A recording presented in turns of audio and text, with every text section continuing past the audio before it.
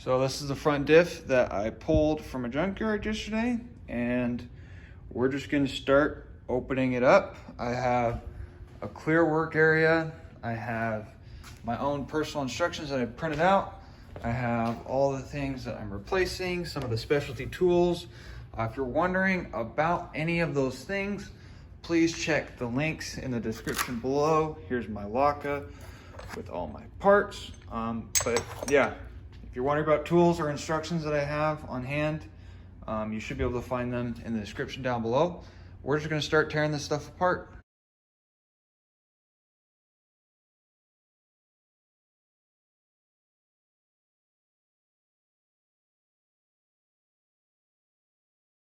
And the next thing I did is I went for the diff cover. I label everything. So here's all my 14mm bolts for the diff cover. Here's my fill cap. Every bolt, every plug gets a bag, and they all go in this box. So in order, next I went for this axle shaft, so breaker bar, and then I had a vice grip. So you need to stop this flange from moving one way or another. Vice grip did the trick for me. So you notice here's the 17mm side shaft bolt. It has an O-ring on it. If you want to replace that, I already ordered the part. I can put a link to it below. Okay, so these are the 12mm long side bolts. But these go in my bag, and my bag goes in my box. All labeled so I don't lose anything. You get this 4 bolts. You might have to lever on it a little bit. I'd use a hammer to kind of pry up on this flange here, because it sticks in here. But yeah, get that off.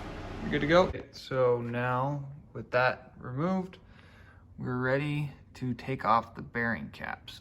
If you can get your diff in a vise, that's nice. My vise is a little too small, so I'm gonna mark these. You'll notice the V points out on each one, but I'm going to mark them so that I do not get confused which way they go back in. You want them all to go in exactly the way that they came out. I got very average marks on the ring gear, and then good marks on the mount ring gear. So these bearing caps just kind of wiggle loose if you just keep side to side working them. Okay, so to get the ring gear out, I fed a rag into the ring gear. Ring gear rotates. It eventually pulls the cloth up and in here, and it will come out if you rotate the pinion, okay? And then you might have to, after it first jumps, you might have to lever it more. Now, immediately upon this falling out of the carrier, this came off, this came off, this came off, this came off, that came off. Because they have to go back exactly where they did. There's a side bearing space right here. Be careful not to misplace it. And it goes back on the correct side because there's not one on this side. So whichever side it comes out of on your unit, put it right back there. So I've got it squarely in the vise like this, and then I got a breaker bar, but these are all gonna come off. I'm gonna put them in a bag. A 1/8 inch roll pin punch to get the roll pin right. It actually stuck in here. It's stuck in here. And I spent hours and hours and hours trying to get it out, trying to get it unstuck and punched to the other side. What I actually found is that it got stuck perfectly. And so I punched it up, out through the carrier. Now, after the roll pin comes the cross shaft. So now with the cross shaft out, we can just spin these spider ears out. You do not need these shims. So it comes out the other side. More spare parts.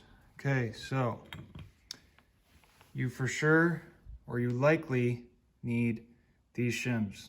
These shims are important. These will help your locker spacing. So do not throw them away. Do not forget them. Okay, you need this piece out from under here. So you just put it on there. I used a socket, punched it down and out. Okay, first we take, now the locker cam gears are identical. See, I've got the proper shim on each side, just in case there's any variance in them. We're gonna shove this in here.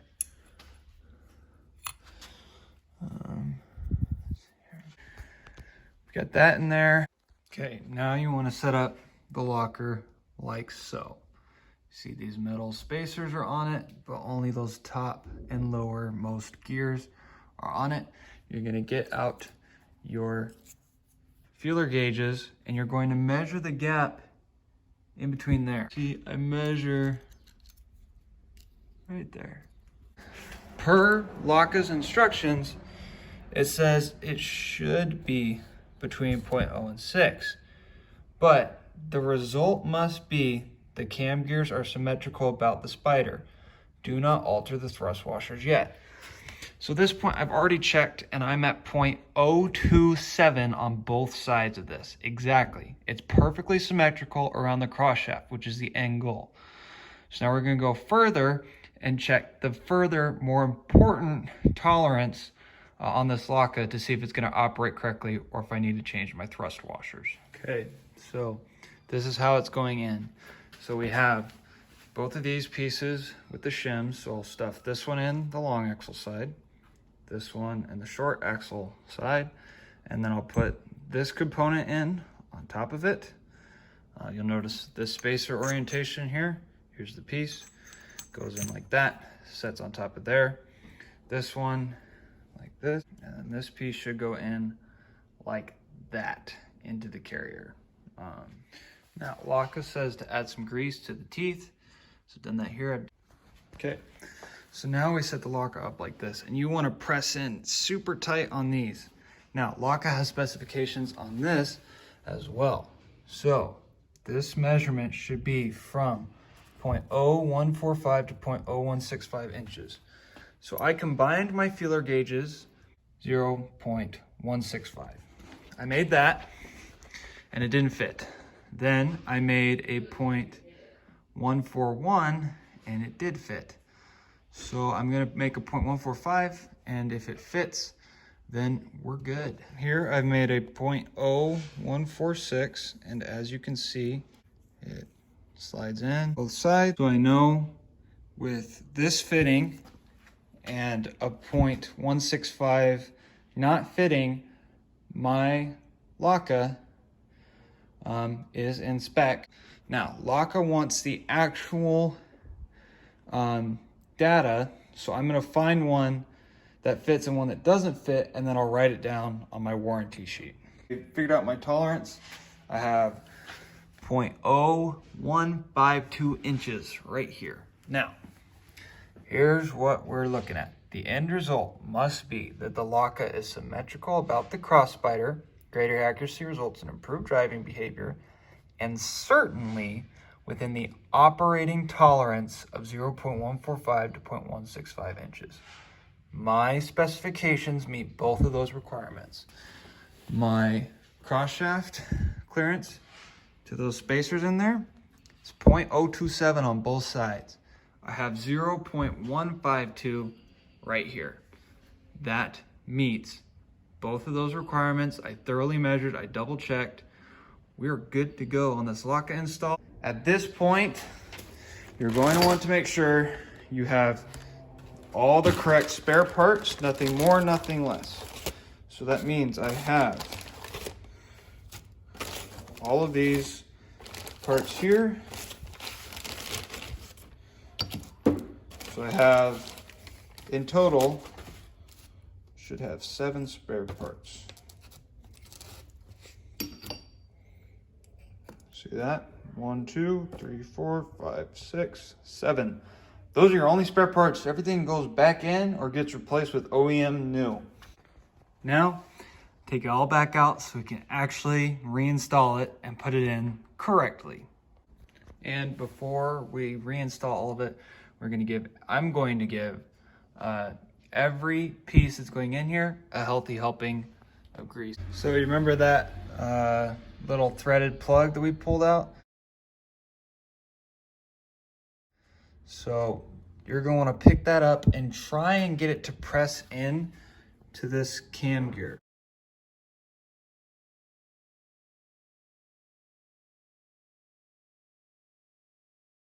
Now, what I'm doing is I'm threading this on to my old cross shaft. Lokka cross shaft here. This is my old cross shaft. I'm threading it on so that it picks up and the splines plug in to the utmost gear right here. I got a 3/4 and a 1/2 inch extension. You just hammer that down in and that'll help make sure that plug is super seated. Lokka says to forcefully press it in. So you definitely want to make sure, yeah, it's pressed in and nice and tight there. But we'll also use, the bolt will be screwed into it. So it's not going anywhere. Okay, now we're ready for springs and pins. So that's the seat for the springs. And then that's the seat for the pin. Together like so. 4 of them. You'll see that the spring disappears into that seat and it's clearly on the little nipple. It's not like they all face the same direction. That's why you can use any of the cam gears on any side, because this is a symmetrical unit. Everything faces the same way in the end, no matter which of the 2 identical pieces you put on top and bottom. Okay, so a good tool for this is a flathead screwdriver. I've got this set sideways here. So sorry, my hands are gonna kind of see like that. Stick it in there. Ooh. Okay, so that's kind of in there. I'm gonna poke it down until, yeah, you can kind of feel it. Slide in, we check, it's clearly seated on here. It's, let's just make sure. Oh, there we go. You see that move just a little bit? Yeah, perfect. Now we're going to insert the cross shaft in right here. Just use a little punch and a hammer and line up these holes, then we'll put in our new roll pin. So here's, I recommend this set. You can, depending on the hardware store, I found them individually. So a Pro Pilot Punch, this is Mayhew, 3/16 is good to drive it in, and if you accidentally drive it too far, a 5/32 is good enough to get it out the other side. The other side is a slightly smaller opening, and so that 3/16 doesn't quite fit. But yeah, FSM spec sits flush with the carrier right here, just like I pulled it out. And now we're good to put the ring gear on. Next, we need to put the ring gear bolts in here.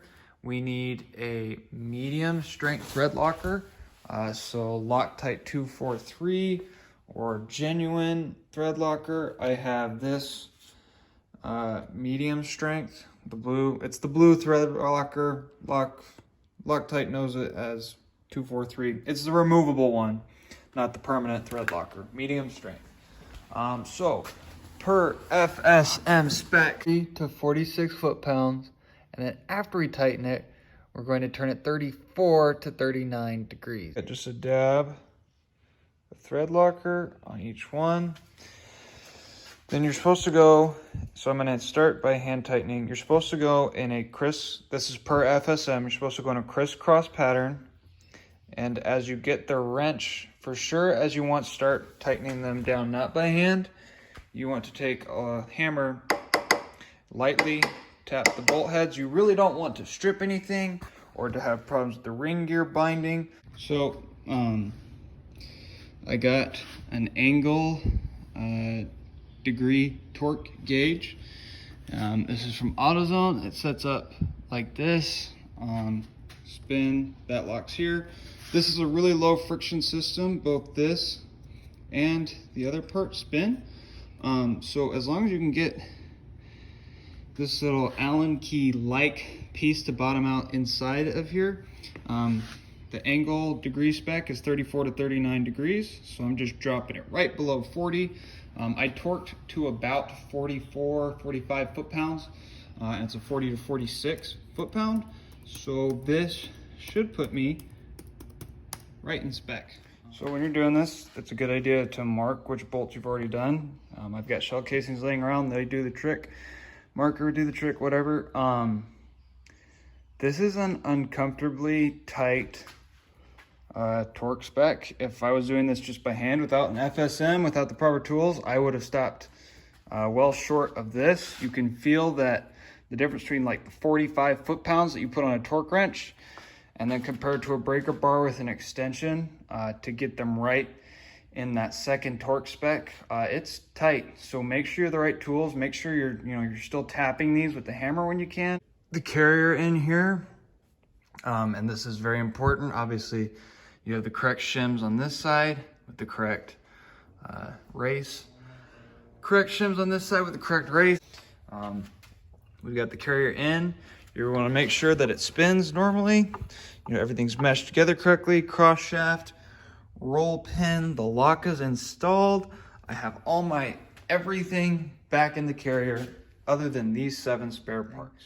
But we're putting this long side axle shaft on that in order to get it lined up right.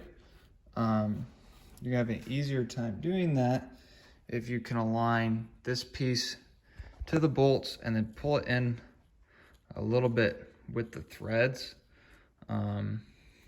just so that everything lines up and that we're splined in there. But yeah, that's how I'm doing that. These guys get 25 to 36 foot-pounds on these 12 millimeters.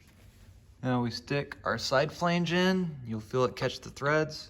You can see it's definitely on the threads there. And then we're gonna thread this bolt in. This one, according to my FSM on Nico Club, takes 23 to 31 foot-pounds. So that's what we're gonna do. So I guided the bearing caps in.